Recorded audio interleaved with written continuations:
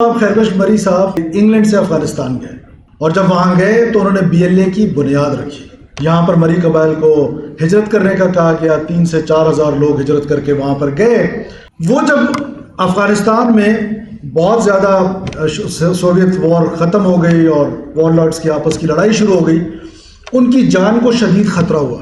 تو ایک بار پھر اس ریاست کو خیال آیا, جیسے حیدرآباد سازش کیس میں آیا, یہ جو ہمیشہ کہتا ہے نا ریاست مذاکرات نہیں کرتی, بات چیت نہیں کرتی. میں آپ کو بتا رہا ہوں کہ کتنی دفعہ اس ریاست نے ایک دفعہ نہیں کئی دفعہ ان کے ساتھ بات کی. نواب خیربخش مری صاحب کو ہمارے فوج کے C-130 لینے گئے. وہاں سے وہ جب تشریف لائے کوئٹہ, پہلے دن ایئرپورٹ پہ پاکستان کا جھنڈا جلایا گیا. اور ہم سب بلوچستانیوں کو پتہ ہے کہ ہمارے بالکل سامنے انہوں نے سریاب میں ایک سرکل, اسٹڈی سرکل, جس کو ہم PSO کے دوست جہاں پہ بیٹھے ہوں گے وہ بہت زیادہ یوز کرتے ہیں, ایک سرکل لگایا اور ایک انڈیپینڈنٹ بلوچستان کی ایڈوکیسی شروع کی.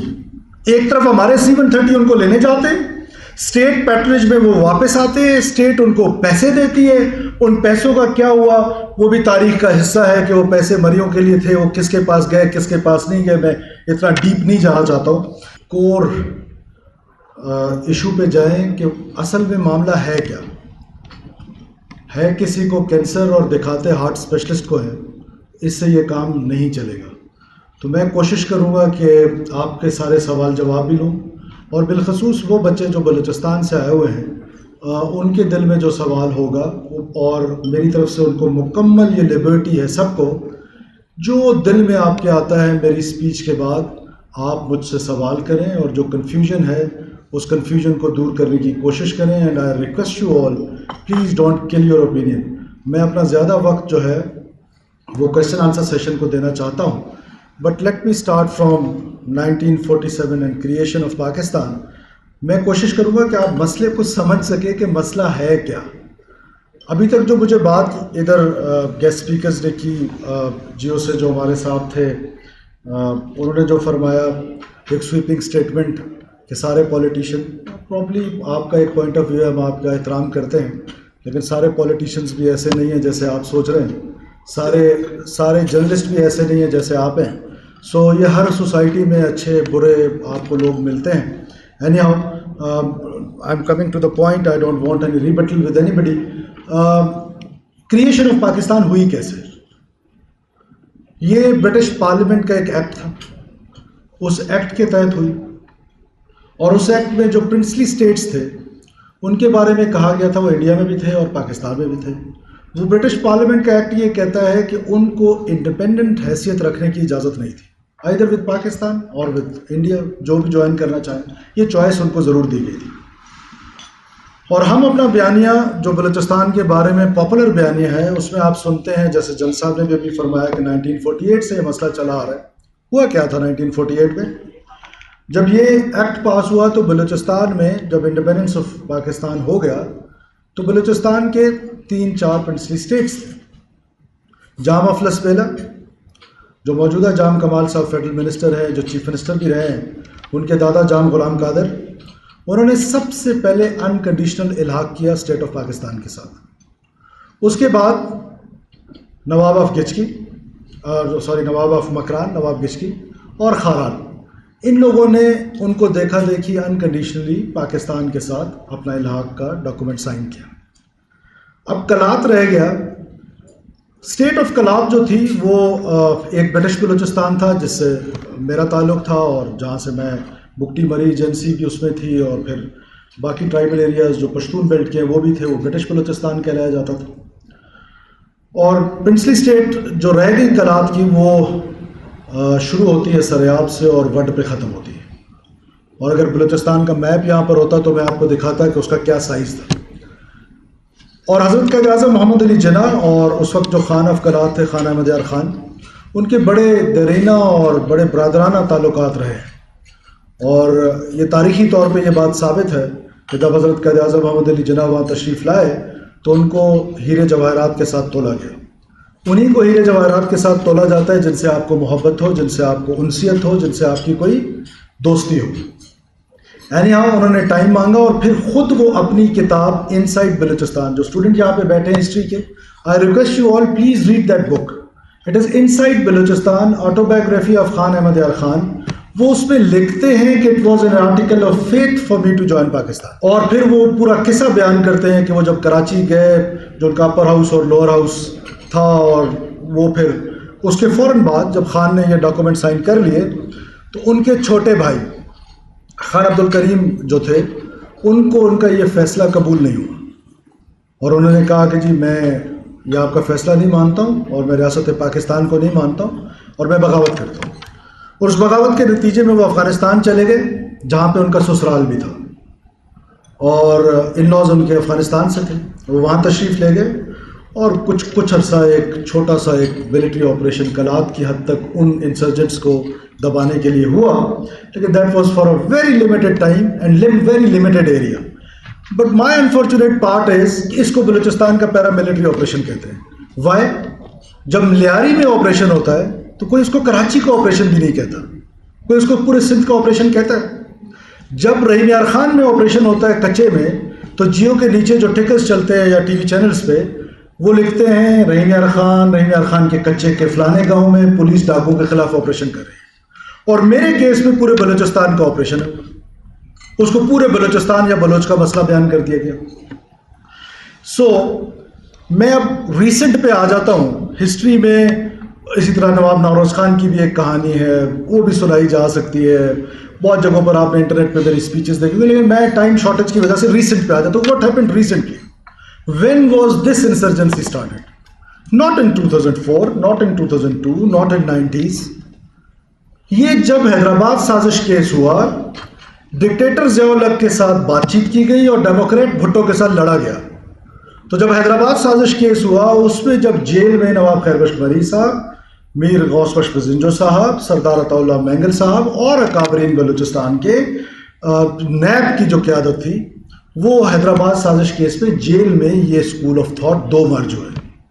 ایک اسکول آف تھاٹ نواب خیر بخش مری کا، ان کا خیال تھا کہ وائلنس کے ذریعے بندوق کے زور پہ ہم پاکستان کو توڑیں گے اور بلوچستان ایک علیحدہ ملک بنے گا. جبکہ میر غوث بخش بزنجو صاحب، جن کے فرزند بعد میں میر حاصل بزنجو صاحب نیشنل پارٹی کے صدر بھی رہے، آپ میں سے اکثر ان کو لوگ جانتے ہوں گے. نیشنل پارٹی جو اب موجودہ نیشنل پارٹی ہے، ان کی جماعت حاصل بزنجو صاحب کی تھی، ابھی ڈاکٹر مالک صاحب اس کے ہیڈ ہے. ان کا پوائنٹ آف ویو تھا کہ نو، ہم اسی پاکستان کے ساتھ رہتے ہوئے، پولیٹیکل سٹرگل کرتے ہوئے اپنے جو رائٹس ہیں وہ رائٹس ہم پارلیمنٹ سے لیں گے، ہم پولیٹیکل سٹرگل سے لیں گے. Violence is not the solution and independent Balochistan is not the solution. Why? Because وہ کیا آرگومنٹ دیتے تھے، اور آج ہسٹری از پروونگ ہم رائٹ، کہ ایک طرف Persian state, deep Persian state, جہاں ہم بارڈر پہ ایران کے ساتھ ہیں. امیجن کیجئے جو بلوچ قبائل وہاں پہ رہتے ہیں، جنگ صاحب کا بھی اپنا علاقہ بڑا قریب ہے بارڈر کے، اس پار ہم اپنی لینگویج کو ایز لینگویج ایکسرسائز نہیں کر پاتے، ہم اپنے کلچر کو ایز کلچر نہیں کر پاتے، ہم اپنے ریلیجن کی پریکٹس، جو ہم ریلیجن پریکٹس کرتے ہیں وہ پریکٹس نہیں کر پاتے. ڈیپ پرشین اسٹیٹ اور ایک اسلامک اسٹیٹ، ایک خاص مسلک کا. دوسری طرف پشتون، افغانستان جو کئی دہائیوں سے جو انسٹیبل اسٹیٹ ہے، اور ہمیشہ سے انہوں نے ایکسپینشنز کیے ہیں. تاریخی طور پہ آپ افغانستان کو دیکھیں تو وہ ایکسپینشنز کرتے کرتے جہاں آج ہم کھڑے ہیں یہاں تک بھی آئے. ایسے میں بلوچستان ایک انڈیپینڈنٹ حیثیت سے اپنا سروائیول نہیں کر سکتا. یہ ان کا پوائنٹ آف ویو تھا. خیر، میں نے جیسے آپ کو کہا، ڈکٹیٹر ضیاء الحق کے ساتھ مذاکرات کیے. ان مذاکرات کے نتیجے میں نواب خیر بخش مری اور سردار عطا اللہ مینگل لندن چلے گئے، اور جو رہائی کے بعد اور اس کے بعد میر غوث بخش بزنجو نال چلے گئے، جو ان کا اپنا علاقہ تھا. وہ انہوں نے ایک لائبریری کی بنیاد رکھی، اور اس کے بعد انہوں نے اپنی پولیٹیکل سٹرگل کی. سو نواب خیر بخش مری صاحب انگلینڈ سے افغانستان گئے، اور جب وہاں گئے تو انہوں نے BLA کی بنیاد رکھی. یہاں پر مری قبائل کو ہجرت کرنے کا کہا گیا. 3 سے 4 ہزار لوگ ہجرت کر کے وہاں پر گئے افغانستان میں. وہاں پر ابھی پھر ایک کتاب لکھی گئی ہے. 2 کتاب کا ریفرنس میں دینا چاہتا ہوں اگر آپ اس کو سمجھنا چاہتے ہیں. ایک صوفی جمعہ خان کی کتاب ہے فریب ناتمام، وہ اگر آپ پڑھ لیں اس میں ساری ہسٹری انہوں نے خود بیان کی ہے، جو خود نیب کا حصہ رہے تھے. اور اس کے بعد جو دوسری کتاب ہے وہ ابھی ایک کمانڈر تھے میر ازار خان جنرل صاحب کے ان سے بڑے اچھے تعلقات تھے، اللہ ان کو غریق کی رحمت کرے. ان کی فوتگی کے بعد ان کے پوتے نے غالباً لکھی ہے، اس میں بھی انہوں نے یہ سارا قصہ بیان کیا کہ افغانستان میں کس طرح قبائل کو بلایا گیا. اور پھر 90s میں 93 کے لگ بھگ جب افغانستان میں سچویشن بہت خراب ہو گئی اور نواب خیر بخش مری نے یہاں پر کیمپس بھی بنائے ہوئے تھے، حملے بھی ہوتے رہتے تھے لیکن بڑے لمیٹڈ سے، کسی کو پتہ نہیں چلتا تھا لیکن وہ اپنی تیاری کر رہے تھے، جس کا بعد میں خود انہوں نے وسعت اللہ خان کے ساتھ ایک انٹرویو میں BBC میں اس کا ذکر بھی کیا کہ ہم وہاں پر گئے، ہم نے اپنی تحریک چلائی، ہم یہاں پر جب واپس آئے بھی ہم نے اس کا لبلبا ایسا تھا کہ جنرل صاحب نے ہمیں آٹے کی ناک لگائی. اینی ہاؤ، وہ جب افغانستان میں بہت زیادہ سوویت وار ختم ہو گئی اور وار لارڈس کی آپس کی لڑائی شروع ہو گئی، ان کی جان کو شدید خطرہ ہوا. تو ایک بار پھر اس ریاست کو خیال آیا، جیسے حیدرآباد سازش کیس میں آیا، یہ جو ہمیشہ کہتا ہے نا ریاست مذاکرات نہیں کرتی، بات چیت نہیں کرتی. میں آپ کو بتا رہا ہوں کہ کتنی دفعہ اس ریاست نے، ایک دفعہ نہیں کئی دفعہ ان کے ساتھ بات کی. نواب خیر بخش مری صاحب کو ہمارے فوج کے C-130 لینے گئے. وہاں سے وہ جب تشریف لائے کوئٹہ، پہلے دن ایئرپورٹ پہ پاکستان کا جھنڈا جلایا گیا.